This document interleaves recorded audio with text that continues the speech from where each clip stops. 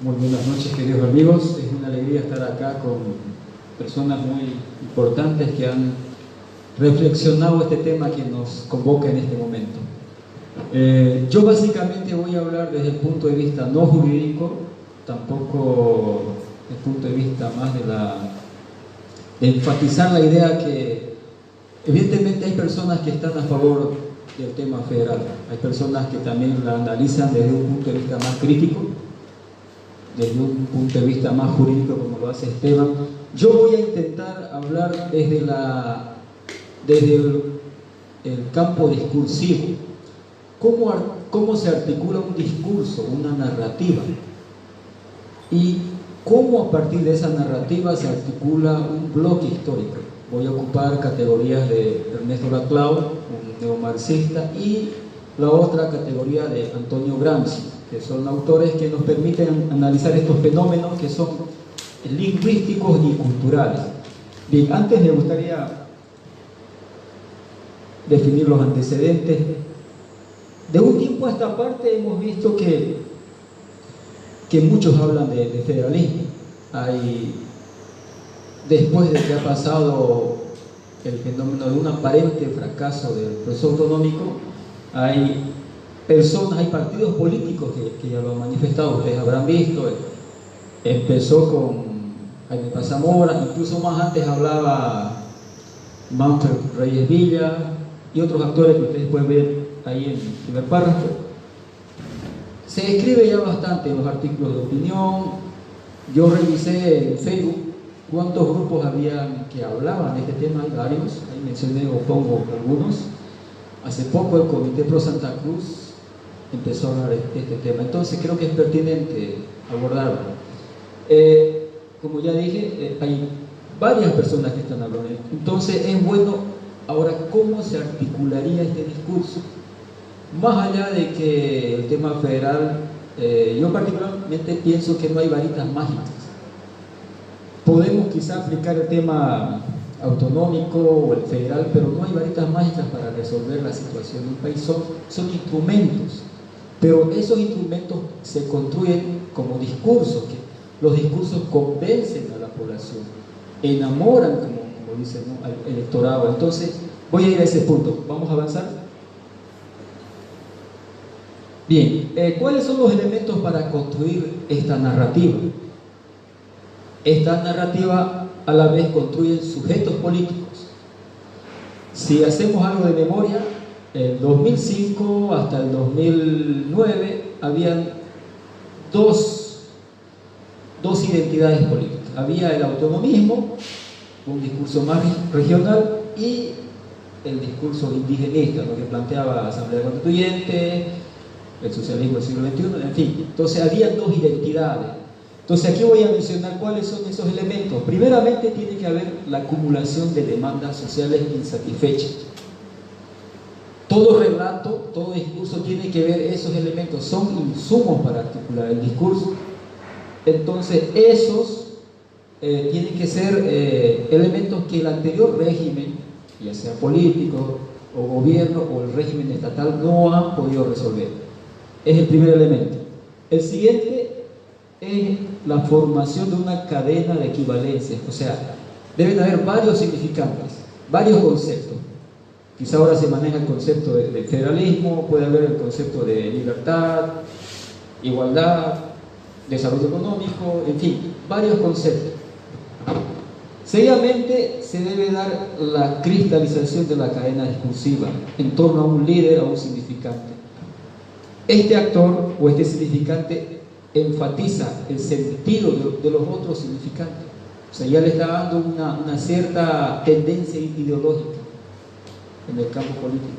Si es un actor más conservador, si es un actor más de centro, o un actor más radical de izquierda, digamos, si es que usamos esta categoría. Y finalmente la fijación de otros significantes flotantes, ¿no? Ahí menciono nación, pueblo, libertad, en fin. O sea, a partir de esos elementos se construye el corpus discursivo, o sea, la narrativa. Eso fue lo que pasó con la autonomía. Aquí en Santa Cruz, desde el 2001, ustedes recordarán, había un grupo intelectual, la Nación Camba, había instituciones que después se sumaron, el Comité Pro Santa Cruz, otras instituciones como la CAO, en fin, varias organizaciones, pero eso lo voy a mencionar más adelante. Ahora sí, nosotros, yo soy parte del grupo de Nueva Visión Federal. Desde un tiempo a esta parte hemos planteado cómo reflexionar el discurso, más allá de que esto garantice o no el desarrollo, sino el discurso, la bandera política, porque las banderas políticas sirven para convocar a la gente.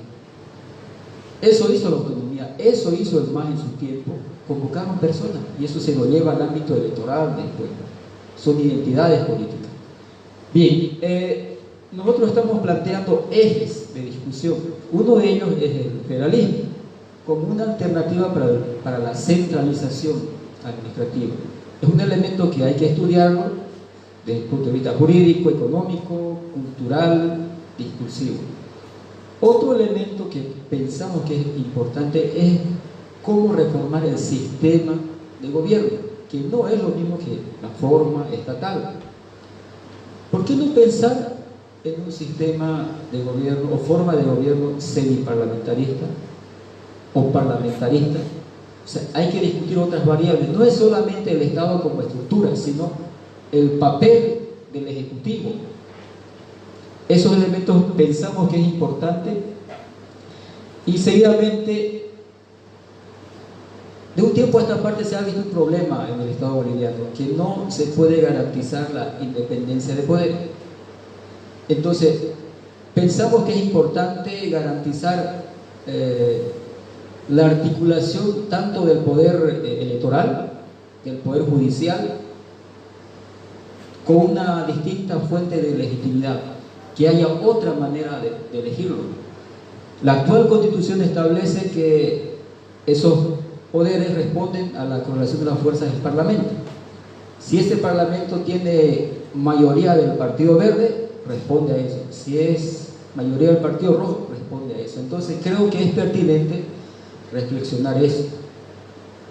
Entonces los sistemas parlamentaristas o semi plantean distintas formas de elección, de configuración de estos poderes.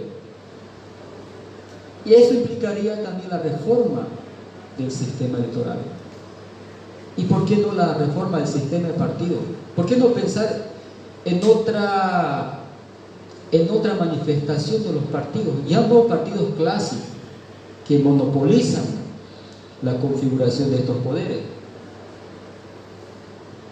Y finalmente, o sea, viendo ya, hay banderas, hay significantes que están apareciendo. El tema del medio ambiente es algo que se debe tomar en cuenta.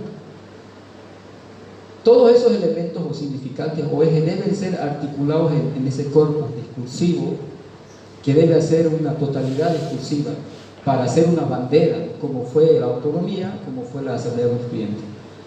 Bien, y hemos elaborado un concepto que parece sugerente.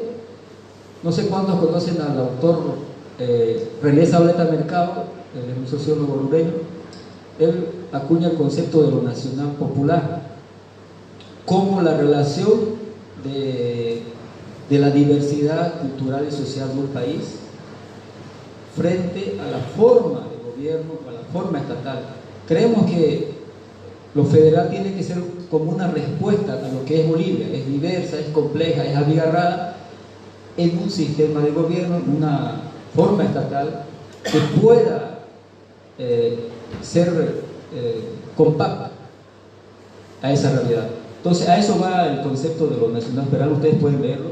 Tiene que ser un concepto que articule. Bolivia es diversa, tenemos 36 nacionalidades. ¿Cuántos municipios hay? Más de 339 municipios, regiones, departamentos. Entonces, este concepto, este discurso, este proyecto tiene que articular esa diversidad. Entonces, es una tarea compleja. No es una tarea fácil. Entonces, tiene que haber un conjunto de un equipo multidisciplinario que se ponga a estudiar desde lo técnico y también desde el discursivo. El siguiente, por favor.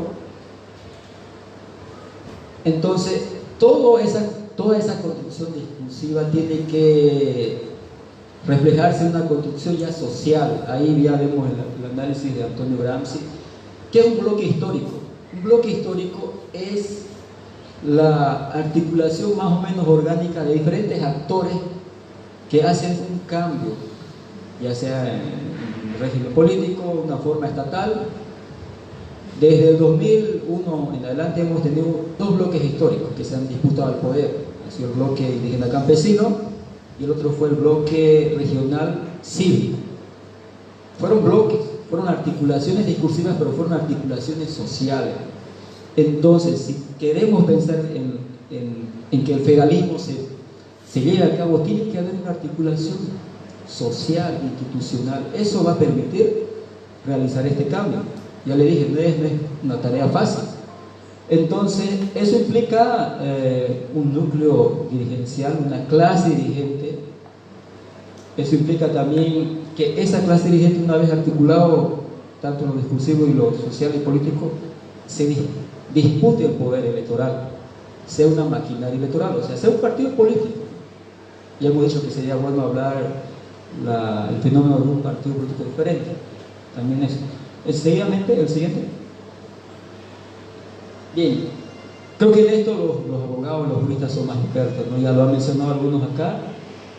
Si queremos pensar en un Estado federal, evidentemente se tiene que haber una asamblea constituyente. Tiene que convocarse ya sea por iniciativa ciudadana, por el Parlamento o por el presidente en el caso. Y ustedes ahí pueden ver los pasos. Se va a escoger asambleístas, se instalará, bueno, se tendrá que hacer un reglamento. A mí me llamó la atención la crítica al proceso constituyente en Chile.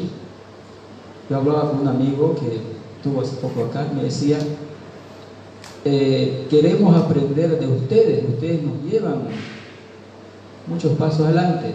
Y me decía, ¿será que está bien la fórmula de los 2/3?